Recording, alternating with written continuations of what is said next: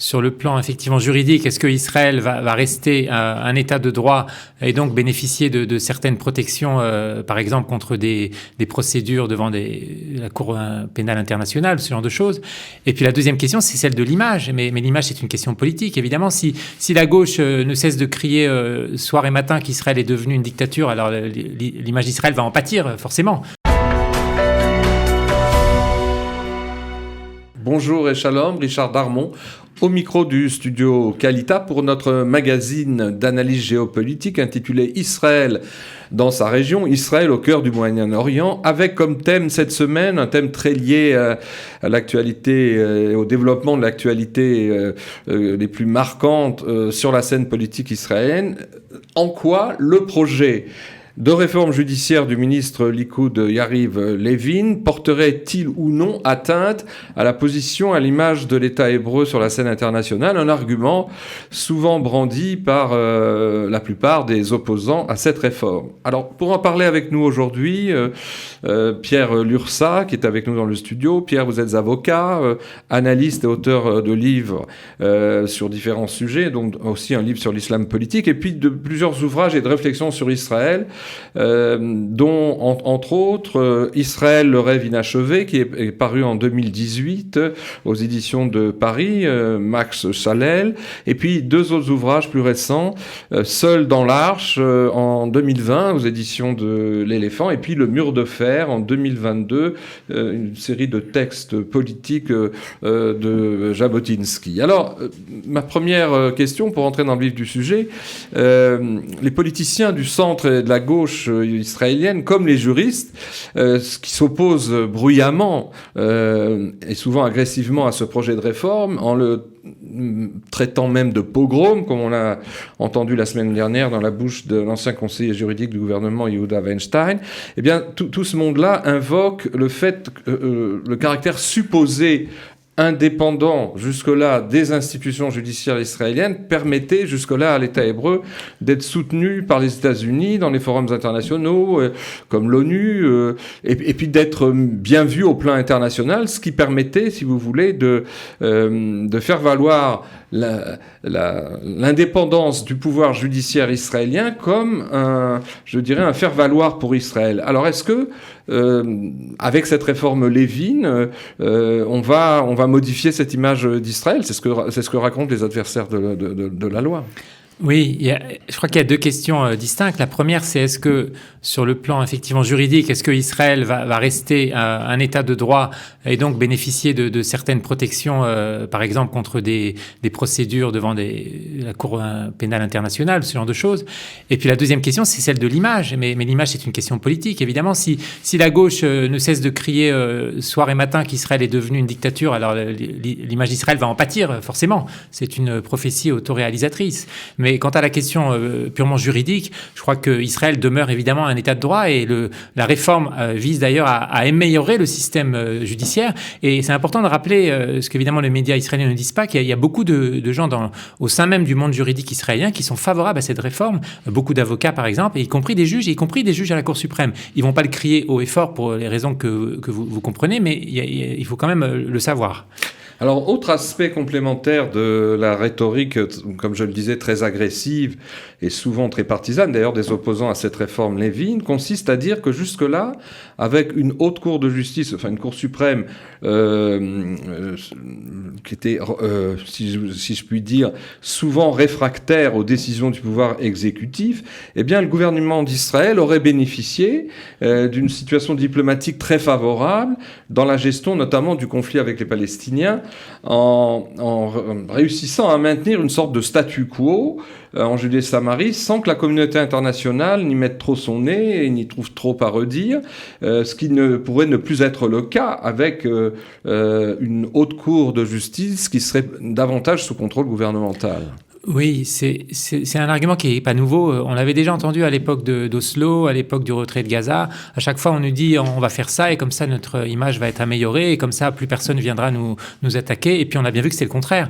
Je crois que non seulement la réforme judiciaire, de toute façon, concerne des sujets qui sont très éloignés de ceux que vous évoquiez, mais c'est pas parce que Israël réforme son système judiciaire que son image va s'affaiblir. C'est éventuellement parce que, effectivement, dans le débat intérieur israélien, il y a des gens qui n'ont pas le sens de la mesure, qui perdent tout sens de la mesure et qui disent qu'on est en train de devenir une dictature. Ça, éventuellement, ça peut porter atteinte à l'image d'Israël. Oui, c'est d'ailleurs pourquoi aussi, pas seulement des juristes ou des politiques qui s'opposent à la loi, mais aussi maintenant un certain nombre de dirigeants économiques sur la même musique ont fait savoir que tout ce débat qui mettait un doute sur le caractère démocratique de l'État d'Israël pourrait avoir des conséquences graves au plan financier, high-tech, économique, etc. Oui, on hésite pour savoir si c'est une mise en garde ou si c'est plutôt leur souhait, leur désir secret ou même plus secret.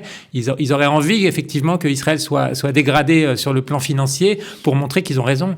J'espère qu'on n'en arrivera pas là. J'espère que les agences de notation sont peut-être plus objectives que les médias ou que l'opposition en Israël. Alors, dans la même veine, puisque c'est notre sujet, les opposants à la réforme Levin vont jusqu'à dire que que si ce changement se concrétise, Israël aura beaucoup plus de mal à défendre les officiers supérieurs de Tsahal devant les instances internationales, comme la Cour pénale internationale de justice de La Haye, où diverses plaintes ont déjà été posées dans le passé et aujourd'hui encore, et par les dirigeants palestiniens et tous leurs alliés qui multiplient les démarches contre Israël en portant donc plainte des fois nommément contre plusieurs, ce fut le cas contre un ministre de la Défense et puis contre plusieurs généraux, chefs d'état-major successifs de Tsahal. Alors là aussi, c'est un argument recevable, même s'il est invoqué par, je voudrais le citer quand même, par un grand juriste grand juriste américain qui est un ami d'Israël et qui a dit, je vais le citer en deux lignes, il a dit ceci, que la cour de justice était une sorte de bouclier pour la défense personnelle des soldats d'Israël. Oui, je crois, avec toute la sympathie que j'ai pour Alain Dershowitz, je crois que là, il est vraiment à côté de la plaque. Hein. Il vit pas en Israël, alors il peut pas non plus connaître entièrement ce qui se passe en Israël. La défense d'Israël devant la Cour pénale internationale, en général, c'est le principe juridique qui dit non bis in idem, qu'on peut pas être jugé deux fois pour la même infraction. Et comme Israël juge et condamne les soldats qui se rendent coupables d'infractions dans le cadre de leur service militaire, eh bien, ces soldats ne peuvent pas être jugés une deuxième fois.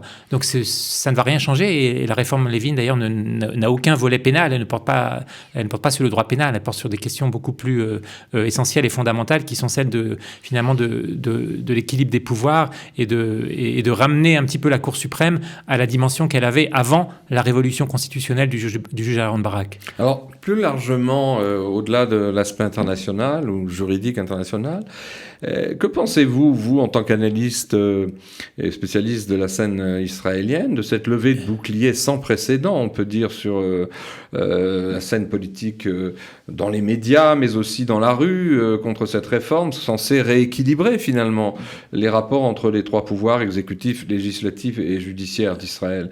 Qu'est-ce qui explique cette virulence Oui, c'est une question effectivement qu'on se pose. Moi, j'ai peut-être deux éléments de réponse. Le premier, évidemment, c'est qu'on a une opposition qui est très démagogique et qui ne recule devant aucun argument. Par exemple, en nous expliquant que toute cette réforme est liée au procès de Netanyahou, alors que moi-même, j'avais interviewé Yariv Levin il y a 10 ans, il m'avait exposé déjà les grandes lignes de cette réforme, donc ça date pas d'hier. Et puis, au-delà de ça, au-delà de la démagogie, au-delà de la virulence du débat démocratique, au-delà du fait peut-être que l'opposition en Israël n'a pas une grande culture démocratique, c'est très étonnant de voir des gens qui manifestent 4 semaines après les élections en disant démocratia, démocratia, comme si on n'était pas dans une démocratie, comme si c'était pas justement le peuple qui avait rendu son verdict. Et là, je crois qu'il y a une question beaucoup plus profonde et qui concerne pas seulement Israël, qui concerne beaucoup d'autres pays, y compris la France. C'est finalement une espèce de désaffection pour la démocratie. C'est-à-dire que, en quelque part, je dirais que une grande partie de l'opinion publique, et ça transcende tous les clivages politiques, c'est un petit peu déshabitué de cette idée que le peuple, régulièrement, choisissait ses représentants et donc choisissait sa politique. Et ce choix se faisait à la majorité, ce qui est le principe de la démocratie.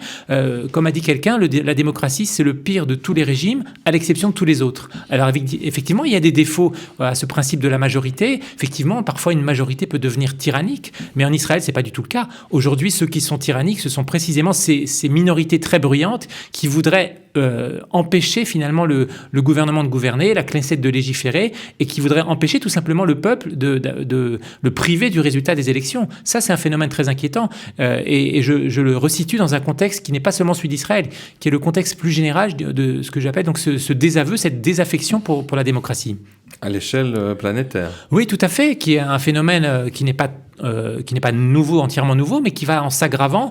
On a l'impression que finalement, beaucoup de gens estiment que la politique, ça n'est plus un choix qui est fait régulièrement. Ça devrait être soit un plébiscite quotidien, soit ça devrait être tout simplement chacun fait ce qu'il veut, chacun dit ce qu'il a envie, un petit peu comme sur les réseaux sociaux.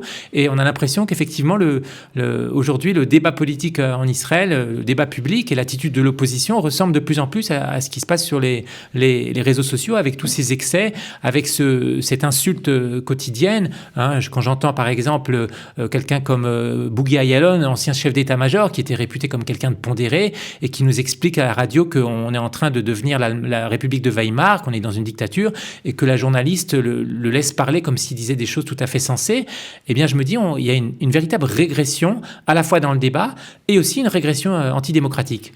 Et quelque part, c'est lié aussi au sujet de la Cour suprême, parce que je pense que le juge Aaron Barak est largement responsable de cet état de fait. Parce que c'est lui, finalement, en donnant à la Cour suprême, depuis les années 90, des pouvoirs exorbitants qui n'ont jamais été accordés par le Parlement, qui ne figurent dans aucune loi, et notamment le pouvoir d'annuler des lois, y compris d'ailleurs des lois fondamentales, eh bien, en donnant ces pouvoirs exorbitants à la Cour suprême, quelque part, le juge Aaron Barak et ses successeurs jusqu'à Esther Hayot ont accrédité l'idée que le peuple n'avait plus la légitimité de prendre des décisions pour l'ensemble de la nation. Donc finalement, c'est eux qui ont porté atteinte à la fois, je dirais, à l'image de la Cour suprême qui est devenue très politisée, mais aussi quelque part, ils ont attaqué les soubassements de la démocratie israélienne. Oui, en s'autoproclamant comme un cénacle, une élite qui pouvait juger du caractère raisonnable de toute législation. Absolument, notamment c'est un des aspects effectivement qui est remis en cause aujourd'hui par la réforme de Yariv Levin. Est-ce que 11 juges à la Cour suprême sont censés dire qu'est-ce qui est raisonnable? Est-ce que 11 juges sont plus raisonnables que 120 députés ou que 2 ou 3 millions d'électeurs, n'est-ce pas? Il y a une conception qui est tout à fait élitiste, voire oligarchique. Et quand on sait que toute cette révolution constitutionnelle, elle est quasiment l'œuvre d'une seule personne, le juge Aaron Barak, et que à l'époque, lorsque les lois fondamentales sur la dignité humaine et la deuxième ont été votées à la Knesset, c'était en catimini par 30 députés présents dans l'hémicycle, eh bien, on se dit vraiment, effectivement, la démocratie, elle était en danger. Ça fait 30 ans qu'elle a été en danger, et aujourd'hui, on est en train d'essayer tant bien que mal de la restaurer. Alors, pour aller un petit peu plus loin, plus au fond, qu'est-ce qui est réellement en jeu dans ce débat ?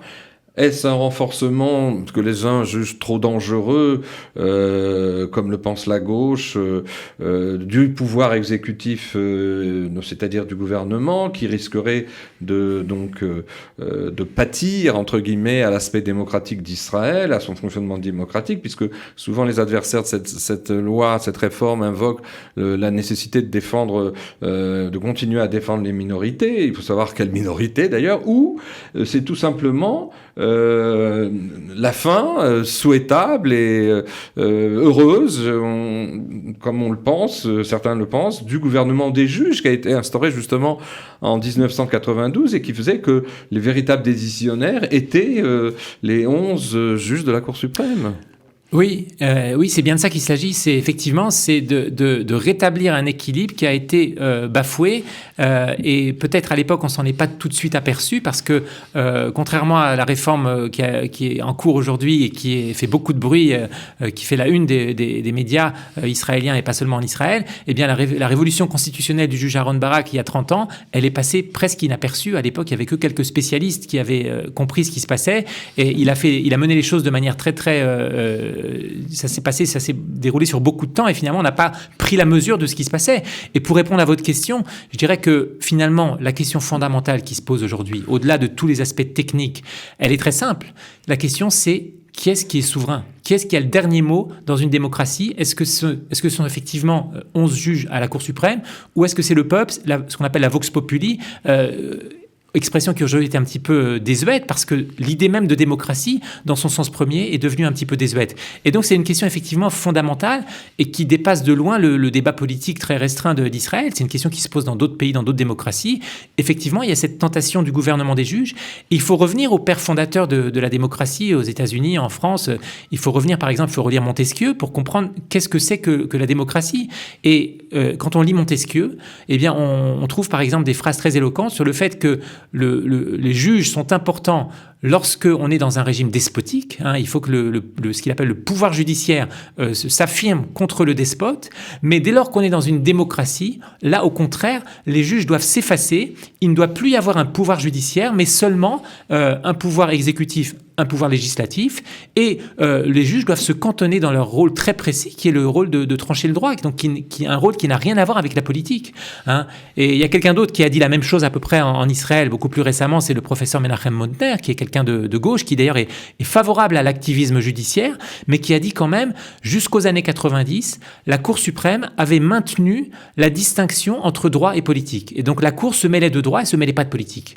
Et c'est ça qui a été remis en cause fondamentalement avec le juge Aaron Barak. Alors ces résistances dont on parle, des opposants à la réforme Lévin, qui sont très sonores, que l'on entend partout, en fait, n'émanent-elles pas des membres tous azimuts, j'allais dire, dans tous les secteurs des centres de décision, de cette élite politico-juridique de gauche, majoritairement ashkénaze, disons-le.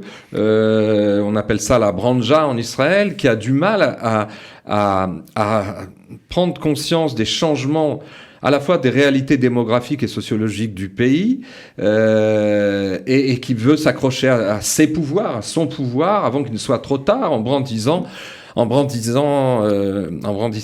des arguments démagogiques au nom de la démocratie toujours israélienne. Est-ce que c'est pas le dernier carré qui est en train de se faire dépasser par l'histoire ? Bien sûr, c'est évidemment au-delà même de ces phénomènes politiques et juridiques, il y a aussi une explication sociologique. Effectivement, on est toujours un petit peu dans le second Israël que Menachem Begin a porté au pouvoir. Et d'ailleurs, c'est intimement lié à cette réforme judiciaire parce que Menachem Begin, lui, était un partisan quelque part il avait dit, vous vous rappelez, il y a des juges à Jérusalem parce que quand le Mapai était hégémonique, alors effectivement, pour beaucoup de gens au sein du Likoud, la Cour suprême pouvait représenter un contre-pouvoir. Il y avait cette idée que effectivement, il fallait renforcer le pouvoir des juges. Et c'est aussi une des explications pour lesquelles le Likoud, lorsque la révolution constitutionnelle a eu lieu, ne s'en est pas du tout méfié, et certains l'ont même soutenu à la Knesset. Oui, absolument. Donc c'est un débat qui transcende les clivages politiques, mais c'est vrai qu'il y a cette explication sociologique. Il y a des gens qui s'accrochent à un pouvoir qui n'est pas un pouvoir élu, qui n'est pas un pouvoir démocratique. C'est pour ça qu'on a cette alliance un petit peu contre nature entre la Cour suprême et les médias en Israël. Quand on écoute les médias israéliens, on a l'impression effectivement que le bien est entièrement du côté et la raison sont entièrement du côté de la présidente de la Cour suprême, et que la Knesset, ce sont des espèces de hooligans qui veulent mettre un grand coup de pied dans la fourmilière et qui veulent détruire les fondements de la démocratie, alors que la démocratie, elle marche très bien en Israël. Deux pouvoirs, les médias et les juges de la Cour suprême, qui ne sont pas mandatés par le peuple. Qui sont les pouvoirs non élus. Et effectivement, il y a cette montée en puissance des pouvoirs non élus, pas seulement en Israël, partout dans le monde. On a l'impression que ce sont les juges et les journalistes qui devraient gouverner à la place du peuple. Alors, dernière question d'approfondissement. Vous signaliez dans l'étude que vous avez faite il y a 2 ans déjà, qui est parue dans la revue Pardès, sur justement le pouvoir de la Cour suprême, vous évoquez le fait qu'en 1949, Ben Gurion avait remis à plus tard le débat sur une constitution pour Israël, à la fois à cause de la guerre qui a duré plus longtemps que prévu et parce qu'il y avait d'autres chats à fouetter, si je puis dire. Et il avait lui-même, en tant que visionnaire, bien compris qu'il avait expliqué que ce débat constitutionnel pourra avoir lieu, avait-il dit, à la fois quand Israël aura assuré la sécurité sur son territoire, mais aussi quand la majorité du peuple juif serait de retour sur la terre. Or, c'est bien l'époque que nous connaissons. Le peuple juif est en train d'être majoritaire en Israël, et donc c'est l'une des raisons pour lesquelles aussi ce débat rebondit avec toute son acuité aujourd'hui. Oui, peut-être. Effectivement, on peut rien comprendre à ce débat aujourd'hui si on ne connaît pas un tout petit peu l'histoire du droit en Israël et le fait qu'il faut toujours rappeler, c'est qu'on n'a pas de constitution en Israël. Et le juge Barak, qui se prenait un petit peu pour une assemblée constituante à lui tout seul, ou pour un conseil constitutionnel, oui, qui voulait accaparer tous les pouvoirs de manière tout à fait incroyable. Eh bien, on n'a pas de constitution en Israël pour une raison très simple. C'est pas une raison juridique, c'est une raison beaucoup plus profonde. C'est qu'il n'y a pas le consensus sur les valeurs qui doit s'exprimer dans une constitution. Et en Israël, on a toujours ce Kulturkampf, ce combat, cette guerre culturelle entre partisans d'un État laïque de tous ses citoyens et partisans d'un État dans lequel la Torah aurait un rôle à jouer. Et effectivement, tant que ce conflit n'est pas résolu, on ne peut pas trouver un moyen terme, on ne peut pas rédiger une constitution qui soit acceptée par tous. Alors voilà des perspectives devant nous et du travail plus sérieux que les bruits de rue et de cénacle qu'on entend aujourd'hui. Je vous remercie Pierre Lurçat d'être venu au studio Qualité et merci aux auditeurs de nous avoir écoutés et à bientôt.